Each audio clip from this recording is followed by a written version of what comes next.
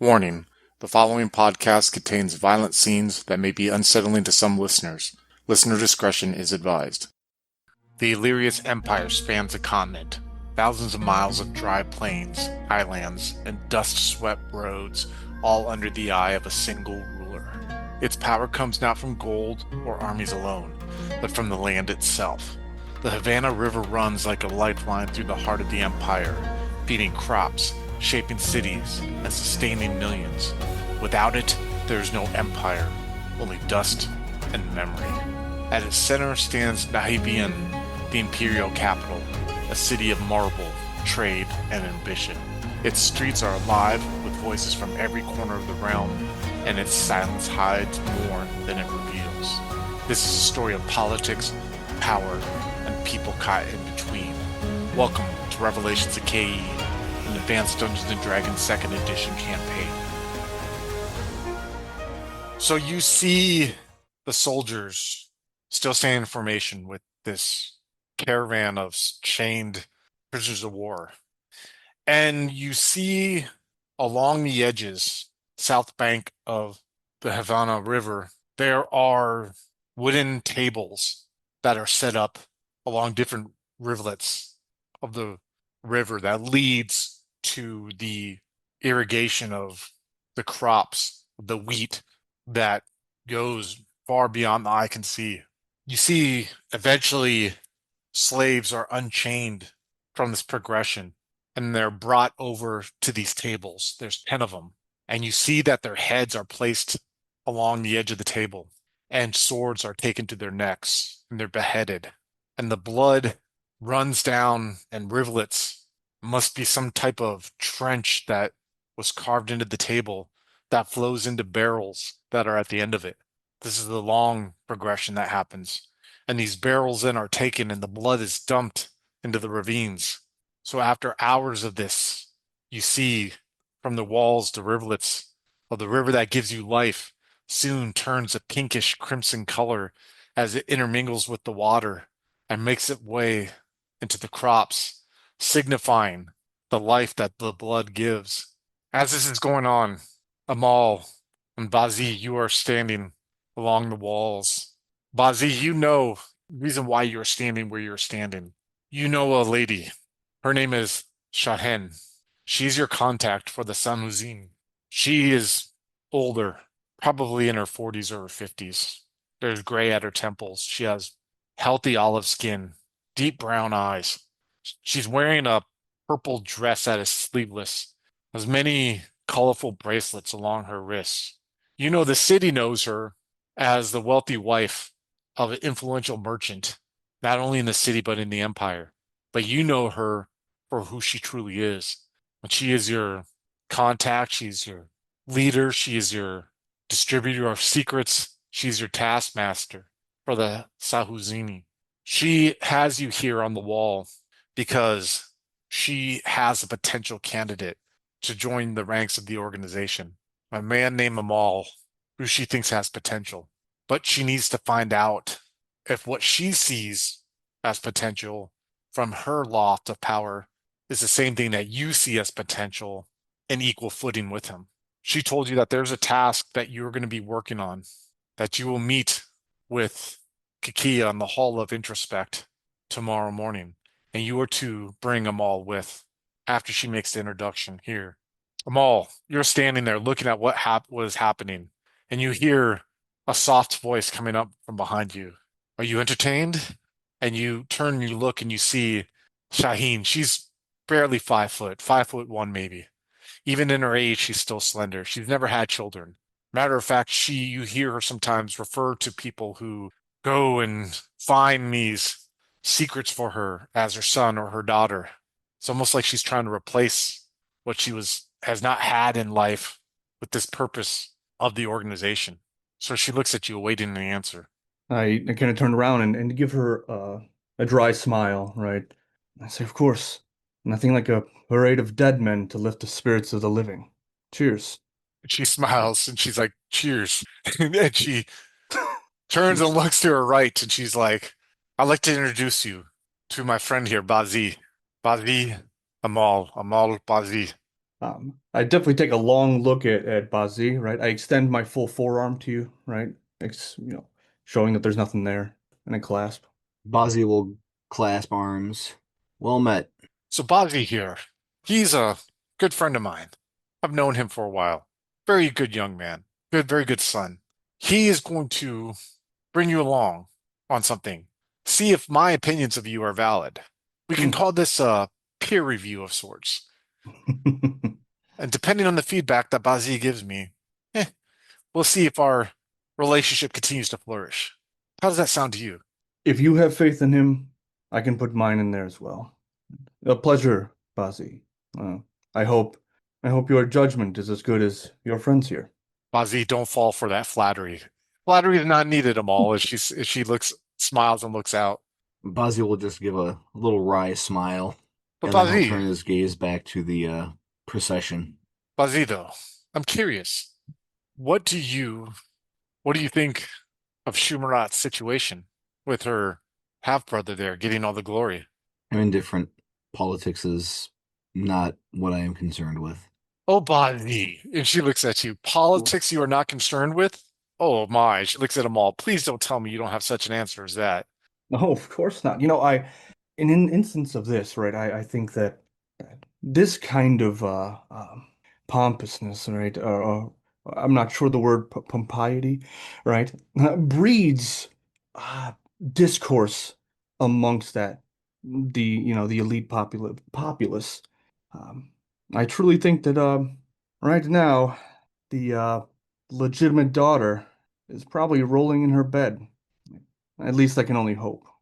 Wow, you can hope. You see Bazi here, and she pats Bazi's shoulder. He's a man of the people, almost like you are, Amal. Amal is a man of the people, I would say too. But Amal, why? Like, ooh, you lead a juicy discussion here. Bazi may act like he doesn't care, but Bazi does care because he's down there with the people of the soil. Would you not say you are, Bazi? He'll chuckle. Bazi's Like, almost like that blood you see now intermingling with the crop. Yes, it serves a purpose, I suppose. I don't know how it works, but everyone wants to see him around. Everyone wants to see him because it's a good sign. It's a sign that things are going good. But with that, he's able to find out more information to give him the good times that they actually want, that they actually see in him. So, Bazi, you have no opinion on who sits on the throne? my job is the same regardless of who sits on the throne. And you see, that is an important aspect to have. But the big question is, Amal, and the question that will really have to be answered eventually is what happens when our glorious emperor, and she looks down on the ground. I almost feel like I should not say this, but what happens if he dies? Oh, the gods forbid, right? Of course. But I guess that is why, he sends out his uh, potential successors, right? To see if they are truly worthy of it. In my humble opinion, I think it's a test, right? It's more and more becoming a test. Every conquest that he has, right? Is it truly a sign of worthiness, right? What I don't see, though, and what I am most curious of, is what quests or what duties, I don't know, trials are given to the true heir at this moment. Bazi, it seems though as you seem to be the Empire's good luck charm, right? And I'm gracious to be in your presence, right? I'd love to hear anything that you might have heard about the trials of the elite that we don't see.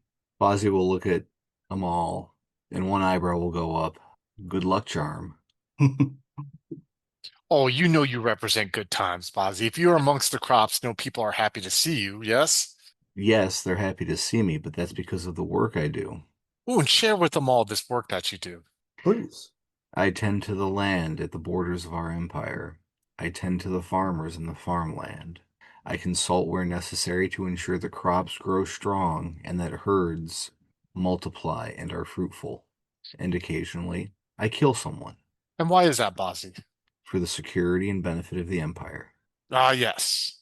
But let me ask you this, Bazi. What was to happen if you weren't involved in that? Someone else would take my place, But or would have had they? it to begin with. But what would happen if no one took your place and did what you did? Then the border of the empire would start to crumble, And if the and border crumbles, what soon follows? The rest of the empire. Yes. Now, only if you knew a group of like-minded individuals who to not see that happen. That'd be pretty amazing, wouldn't it? It And she would be winks, glorious. and she winks at you. If only Amal. Well, young man, tomorrow you will go there. You will go to the Hall of Introspect. You will do whatever you are tasked to do. And you, Bazi, will come back to me and let me know what you find, and let me know how young Amal here acts, if he should be a worthy addition to our cause. Agreed? Agreed. Agreed. Then it is agreed. You enjoy your festivities, young man. I have people I need to surround myself with. And she rolls her eyes, and you see her walking through the crowd. As the night goes on, you see the beheadings continue, but then you see more of the slaves get partitioned off, or excuse me, more of the prisoners get partitioned off. Some are slowly skinned alive, their skins hung along the walls, some right below where you stand. Others are tied to pyres that are set on fire. Screams and the sweet smell of burning flesh hang over the city. And those that are lucky from the POWs to survive are brought in through the city gates to be sold on slave markets. Eventually, you all go your own way as people continue to drink, continue to celebrate into the night. People all along the top of the walls, people within the slums, people within the merchant district. But you note in the areas of the palace grounds, the Crimson Harvest headquarters, or the District of Learning, their gates are shut to avoid any drunk celebrants, any people who lose control themselves from causing any damage to what really matters. The next day, the sun rises. You all make your way to the Hall of Introspect. The District of Learning is walled off in the southeast section of the city. The gates are open. The road that leads into it, and all roads within the district are bricked, just like every other aspect part of the city. They're bricked and stoned. A handmade clay bricks that are made out in the villages from mud and from straw are used on these streets. You see date trees that are planted, shrubs and bushes that are planted along the roads.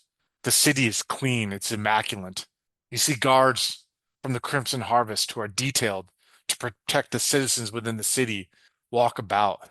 Once you cross the cast iron gates that are 10 feet high and 20 feet wide, you see that there are multiple marble buildings and structures that are within the learning district. The Hall of Introspect is large and in the center of this district. It is made from marble and from tan stone. It has an open walkway in it. The front of it's 200 feet wide. The building is 200 feet by 200 feet. And the front entrance of it, there are no doors. It's just an archway that allows people to walk through. It is promoted. It is expected for those seeking knowledge or conversation or want to meet and speak and debate, who want to find an escape from the violence and from the struggles that are around them. Those who seek to not only exercise their mind, but exercise their thoughts are welcome to go in there.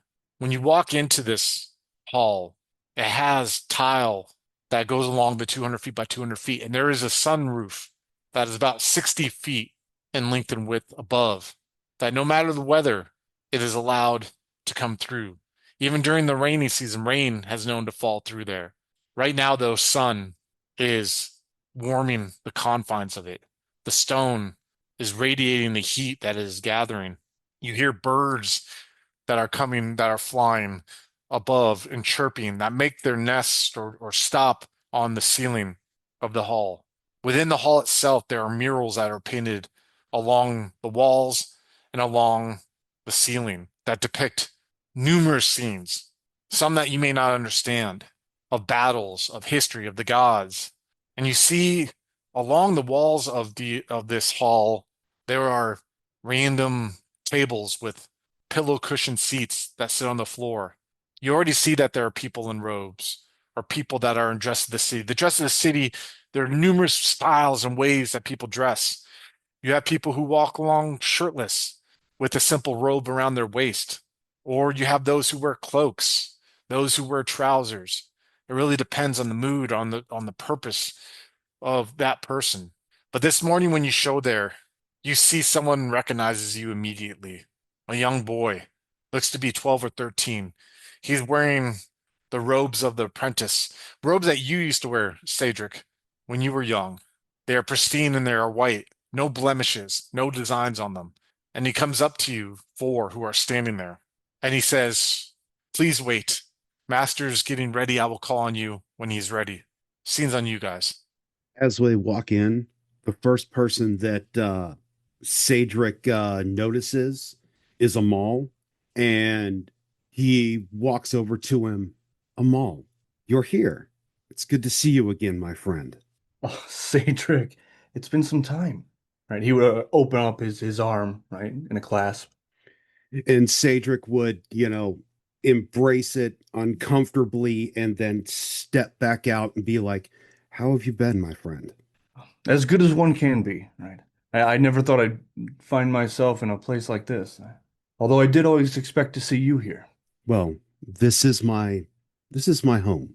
This is where I belong. So I saw you come in with someone. Do you know them? A recent friend, a new addition to the network, right, of which I'm building, Ah, being back. Bazi, please come here. Meet my friend Cedric. Bazzi will step over and nod at Cedric. Cedric, greetings, Bozzy. what Yes. brings you to this illustrious occasion? Well, this is where I find myself most of the time. Again, also, I see that we're probably here for the same reason.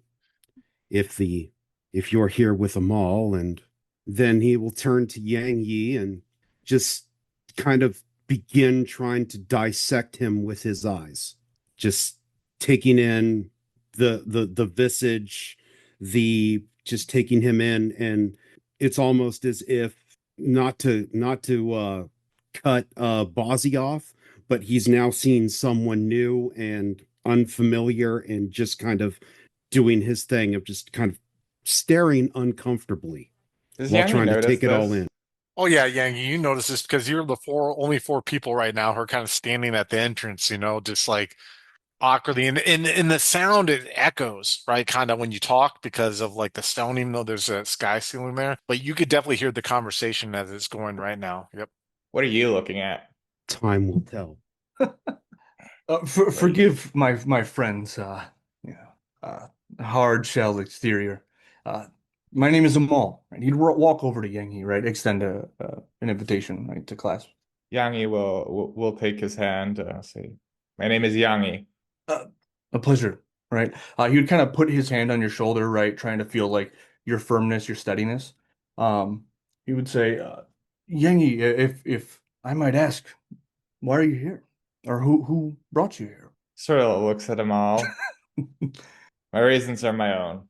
I can respect that. Well, let me ask a different question, right? I don't mean to impede on your business, but Yangi, Cedric, did you guys celebrate in yesterday's revelries? Did you enjoy the proceedings that occurred? Somewhat. Did you enjoy them? Of course, it's always enlightening to see the happiness of the people when the army returns from whatever grand quest it may find itself on. Right, right. Of course. Funny. I didn't see any wounded. It seems that our illustrious Crimson Harvest is so skilled that none of them have died and none of them have gotten hurt in their campaign. As you say that, Amal would kind of like look around at the place we're in, right? And be like, oh, of course, it must be that speaks volumes to the sheer skill and quality of the warriors here, as it echoes Right. through the chamber. Right. And Please. you are? Yangi turns to Bazzi. Bazzi smiles. I am Bazzi. It's clear from his appearance that he is not typically in the city. He's well worn, a little dusty. An So Outlander, then. I spend much time on the outskirts of the Empire. Sounds nice. It really is. as you all are talking there, you hear the echoes of sandals walking up. The young boy who came, he didn't have sandals on. Apprentices are usually barefoot when they walk, but you hear sandals, and you see who you recognize. Some of you recognize as Khayee.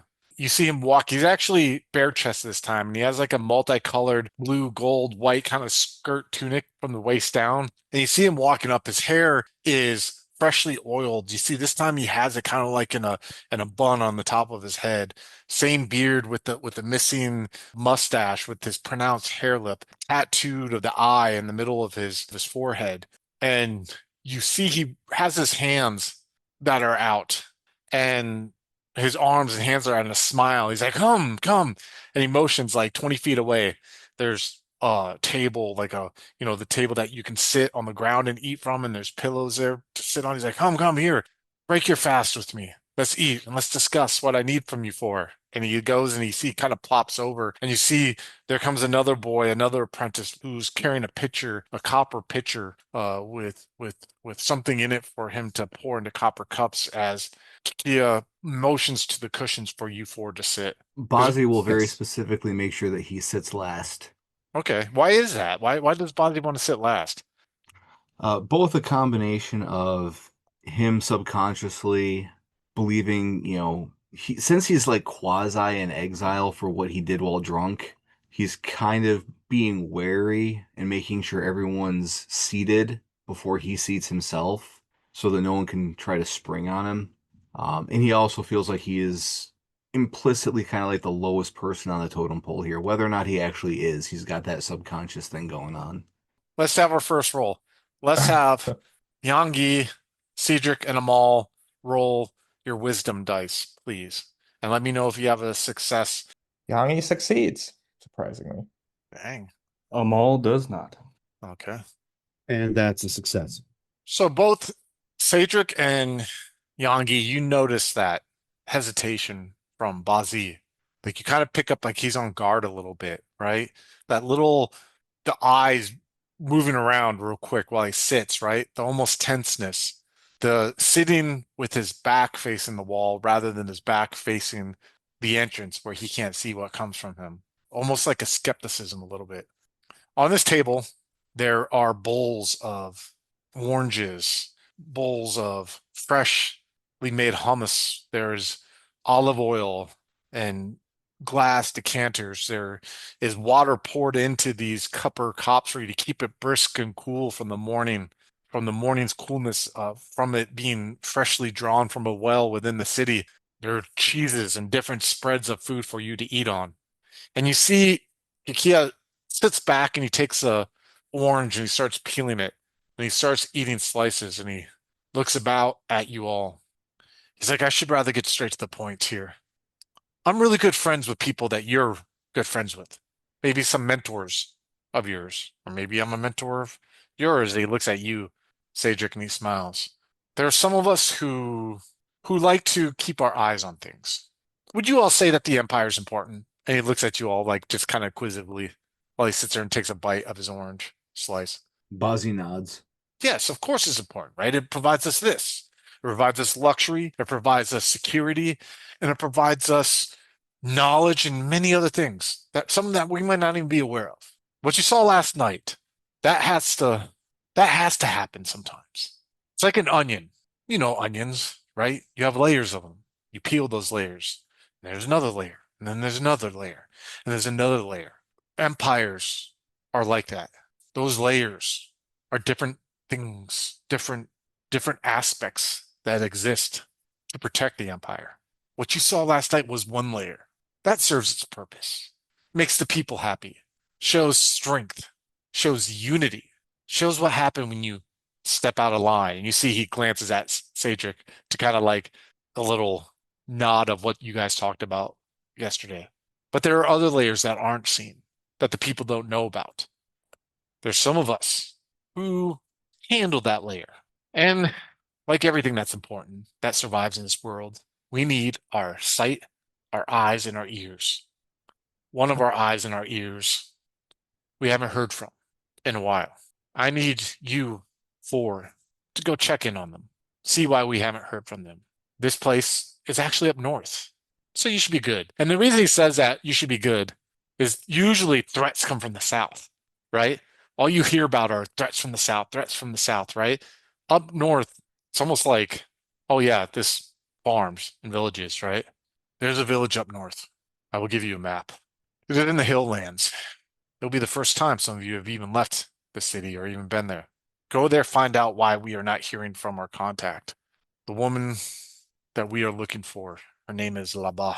Let us know what you find out. There will be rewards for you. Let me tell you this. I don't know how much you have been told. You four are being noticed for each of your own reasons.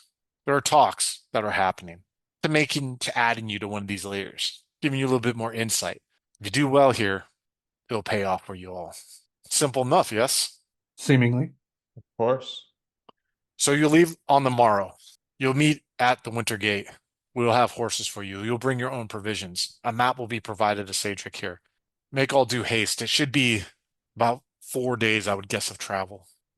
Any questions before I let you all go to enjoy the rest of your day? It sounds straightforward enough. Cedric will have several questions that he would like to ask. Ask The them. first is this woman, Laba. Yes. Can I please have a general description of her? Yes, she is roughly your age, maybe a little older. Beautiful, beautiful, beautiful, light colored skin, dark brown hair, about 5'11", or excuse me, 5'1", about 111 pounds. You'll know her when you see her. She stands out amongst the people of that village. Did she run afoul of did she run afoul of anyone, or was her mission compromised? I don't know. I mean, and to be honest, you used the word mission. It's more this is simply our eyes and ears for the area, but we normally would hear correspondence that are sent by couriers at least once every season, and we haven't heard from her for 2 seasons. And is there any code verbiage between, are there any code words or special words that someone of her stature would respond to? He smiles at you and he nods to Bazi. He would know. And he looks at you, Bazi, like straight in the eyes with his, steel gray eyes. How do you react to that, Bazi? Fozzie just gives a knowing smile. Well, you decide to share amongst each other on your own accord. But with that being said, and he gets up, I assume we are good here, Cedric? Yes. Good, good. Enjoy the breakfast, and I'll leave that to you all if you decide to stay. And tomorrow morning, when the sun rises, I expect to see you there at the Winter Gate. And turns and he walks off. Scenes on you all. As he's walking off, Yangi will say, "May God be with you." Ooh, okay. Question. You see? Do you say it? You say it in the language of the chosen people? He'd probably try to say it. He might actually say it like quietly, just Yeah. And you see a moment where you see like he stops for a little bit and he turns and he looks at you and you just see a little smirk come on the side of his face and he nods and he turns and walks off. I was about to have people roll for that real quick, but Okay. let's have Yangi go first real quick. But Yangi, what were you saying? Yeah, so basically what Donima said, right? He wasn't Yeah, sure about his loyalty yeah, to the church, so Yangi wanted to sort of test yeah, it maybe or like prod there. yeah. This is a good point to ask. I know Amal, you said that you believe followed, you had the symbol. I So know, he bears the symbol of Enranki across like a leather cord on his neck, but okay. it's mostly like a relic of his childhood. Bazi, I mean, you're really not, are you religious, Bazi? Or, I mean, being a druid, I assume you're more just concerned with the earth and everything, but just asking just out of curiosity, we never discussed, is there any religion that you're that he follows? Oh yeah, he is a druid and he worships Aranki. Iraqi, okay. Yep. And then As finally, Aranki is the nature deity. yeah. And Cedric, do you follow any? I mean, you don't have to have a deity, by the way. I'm not saying that, everyone has to like Amal, obviously. It sounds like you're just doing yours more in remembrance, right? Of your family. Cedric, do you have any deity that you follow? Truthfully, no. I think that fits It with the character, by the way. In my opinion, fits very well with him. it would be, for him, there's no, religion is the confines of those who lack knowledge and the power to bend the universe to their own will. Nice. So you were asking if you heard that. I'm gonna have everyone roll an intelligence roll to see if they caught, Yangi saying that and what exactly it meant. So go ahead and everyone roll me an intelligence roll. Definitely not. Actually, Bozzy, That's a success on Cedric. Cedric and Bozzy. Okay. So Cedric, you hear it, right? And you know what it means. But Bozzy, you hear it, you know what it means, and you see Kikia's reaction. And you catch that there's an acknowledgement. Like yeah, an acknowledgement, an acceptance of what Yangi said. Go ahead, it seems on you guys. Cedric first. What does that make you what is your character thinking now that he caught that? There is this might require a charisma roll Hmm. if you deem so, Hmm. for him to try to hold in just this look of utter disdain as his mentor is really giving is really kind of giving praise to someone like Yongyi. Like, what Yeah, am I witnessing here? yeah. We'll have you roll that charisma roll. And depending on what you roll, Yangi will notice, all right? Oh yeah, that's a failure on my part. Okay. Before we get to that scene, I want to know, Bozzy, what do you think with what you noticed there? Because I would almost say that one represents like what you've been doing, right? As part of Sauzni. Yeah, what you being part of the Sauzni. What is he thinking right now? He's making a mental note of it. Okay. Put it in the Like, story. huh, am I gonna have to kill people here? Well, I don't know, man. That's pretty intense, dude. Like, that's pretty intense. All right, Yangi, go ahead. Scene's on you guys. You noticed Cedric looking at you like with disgust. Yangi looks at him, looks him up, looks him down, and just that's it for him. All right. So, to break the silence, uh, I personally have not been that far outside the city's walls. Have any of you? Never. Bozzy will give a chuckle and then he'll start in on any meat that's being served. Yeah, you see that there's lamb and goat there. Yep. That's sitting there, for you to eat. Yeah, he'll start in on some lamb. Well, I'm curious. To anyone that has, um, do you know what kind of creatures exist that far out of the city? Anything we should be aware of, prepared for? In between bites, Bozzy will sort of chuckle, like brigands, wildlife. I'm sure there's stranger stuff out there, but I haven't seen it yet. That's what I was curious about. I have not personally traveled that far, and being in a place such as this of knowledge, I couldn't help. I would look over to Cedric. I couldn't help to wonder if somebody might have studied on it and what exists this far out. So, what would my character know, generally speaking, as a student of knowledge? So I would say your character generally knows that for the most part, the northern within town, like the northern 50 miles north of the city is usually the continuation of what you see south of like wheat fields and everything like that. And eventually it gets to hill land where you've heard of remote villages up there, but you really don't know much else. Like I said, it's kind of odd because most of the knowledge and the threats and everything comes from the south. The north is just kind of like this weird, ambiguous, like, you know what I mean? No one ever has a need to talk about it, right? No one ever really heads up there. You always have heard that the capital is called the crown of the empire for the reason, right? Because it sits at the head of the empire. Does that make sense, sir? Yeah. So Cedric would turn to Amal and be, well, what with all eyes to the south, because that's where danger lurks and comes from. The north, generally speaking, I don't know much because I'm always studying where danger comes from. Of But course. sure there's someone here that may know more than my textbook knowledge. Of course, Cedric.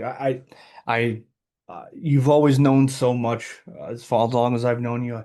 I shouldn't have expected you to have the answer, but I appreciate your wisdom. It was since we're breaking bread together, um, and if this is rude of me to ask, please forgive me and tell me to close my mouth. But what, if you don't mind me asking, what are all of your talents? I know Cedric, of course, right? A great scholar, a knowledge a hungry man. But Yang Bazi, I don't know too much about you. And if we are to journey for 4 days together, I'd like to. Bozzy will look up, a piece of lamb in one hand, and as he finishes chewing, I spend much time at the borders of the Empire, among the farms and the folks out there. I help them tend to their crops, tend to their animals. Wonderful. Someone who knows the land. I can relate to that very much. Yangi? I am son of Kulali, Harvest Lord. Oh, That's kind of a name drop, you guys, like kind of like Harvest Lord, the like high-ranking officials of the Crimson Harvest. But alas, my father and I have had a falling out. I do strange jobs here and there to earn my keep. Jobs such as this. I understand. I'm sorry to hear about your father. No need. Unfortunately, he will never see the error of his ways. Hey, thanks for listening. Producing this podcast takes time, energy, and real cost, from hosting fees to editing and artwork. If you enjoy what we do and want to help us keep creating, consider supporting us on Patreon. Even a small pledge makes a big difference in covering expenses and letting us focus on bringing you more stories, more episodes, and better quality. You can find the link in the show notes. We'd love to have you as part of our community. Also, feel free to join our Discord, which is also listed in the show notes.